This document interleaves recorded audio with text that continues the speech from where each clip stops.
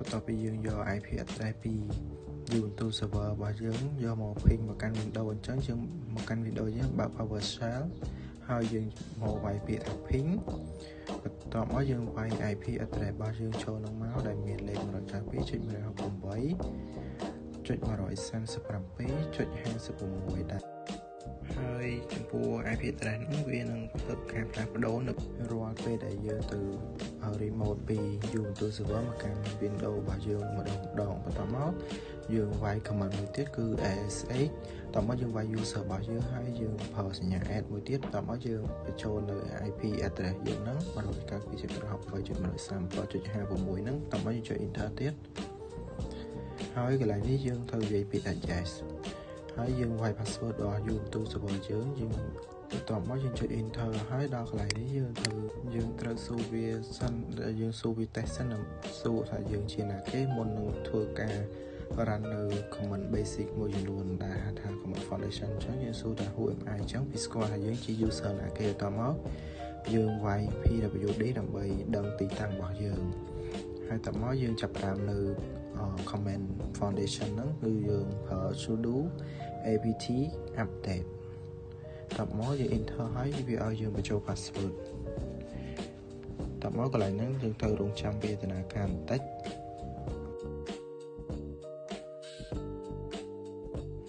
បន្តមកទៀតយើងត្រូវប្រើ command ថ្មីបន្តិចគឺយើងប្រើ command ថា sudo apt upgrade បន្ទាប់មកយើងចុច enter ហើយដល់កន្លែងនេះយើងរងចាំវាបន្តិចឲ្យវេទនាការយើងបន្ថែម speed របស់វាឲ្យលឿនព្រោះកន្លែងហ្នឹងវាត្រូវការរយៈពេលយូរអាស្រ័យទៅលើអ៊ីនធឺណិតរបស់យើងដើរលឿនឬក៏ដើរយឺតអញ្ចឹងហើយដល់កន្លែងនេះគឺយើង install រួចរាល់តោះមកយើងចុច enter ដល់តោះមកបង្ហាញបែបនេះចុច enter ទៀតចាំមកដល់កន្លែងនេះយើងត្រូវរងចាំពេលបន្តិចសិនដល់កន្លែងនេះយើងត្រូវ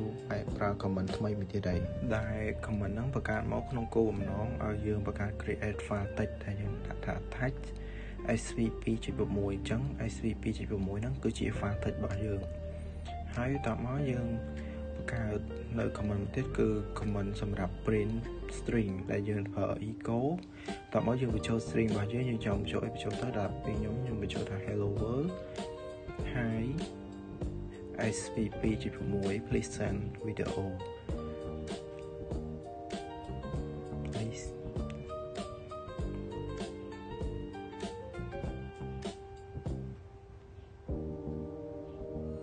បន្តមកទៀតយើងចុច enter បន្ទាប់មកយើងត្រូវប្រើ command មួយទៀតដើម្បីបង្កើតនៅ list មួយដែលមាន long text ដែលយើងត្រូវប្រើជា command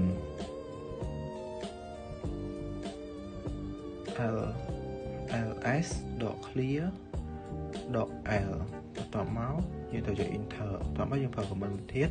តែជាប្រភេទ list long text សម្រាប់មនុស្សអានដែលយើងប្រើ command ថា ls.clear.lx បន្ទាប់មកយើងចុច enter ទៀតបន្ទាប់មកយើងដល់ command ថ្មីមួយទៀតគឺសម្រាប់ create folder តែខ្ញុំប្រើថា make file directory ហ្នឹងគឺ folder របស់ខ្ញុំដាក់ svp.6 folder បន្ទាប់មកចុច enter ចុងក្រោយយើងត្រូវប្រើ command ls.clear.lx ហ្នឹងដើម្បីពិនិត្យមើល folder របស់យើងដែលបានបង្កើតហើយបន្ទាប់មកយើងវាយ command ហើយយើង enter មកវាបង្ហាញ folder ជាចុងក្រោយអញ្ចឹងជាចុងក្រោយមកយើង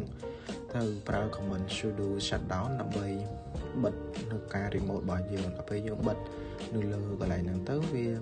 បិទទៅដល់ Ubuntu server របស់យើងដែរអញ្ចឹងកន្លែងនេះយើងចុច enter មកវាដំណើរការបិទមុននឹងបិទយើងត្រូវចុច password បញ្ជាក់មួយទៀតជាចុងក្រោយវីដេអូយើងទាំងអស់មានតែប៉ុណ្ណឹងសូមអ